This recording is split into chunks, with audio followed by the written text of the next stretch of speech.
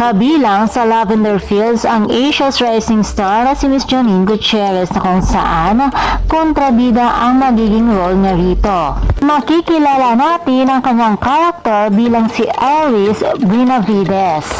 Ito ang kauna-unahang pagkakataon na mapapanood natin ang aktres bilang kontrabida.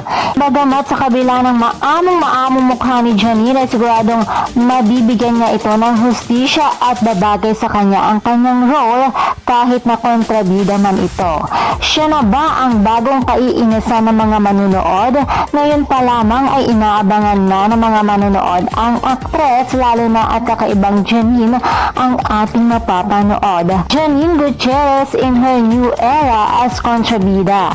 Isa lamang si Janine sa pinakamahusay at pinakamagaling na aktres sa bansa, kaya naman siguradong magagampanan niya at babagay sa kanya ang kanyang role, mapabida man o kontrabida. Dahil talaga namang todo bigay lagi si Janine sa pag-arte. Makakasama niya rin dito ang award-winning actress na si Miss Judy Santamaria, na ayon sa kanya ay isa si Miss Judy Santamaria sa pangarap niyang makatrabaho. Kaya naman masayang-masaya ang actress. At katulad ko, excited na rin ba kayo mapanood si Janine bilang kontrabida, mga chikadoras? Kaya naman mga chikadoras, abangan na lamang natin si Miss Janine Gutierrez sa Lavender Fields. And for more showbiz update, please don't forget to like, share, and subscribe my channel. Thank you for watching.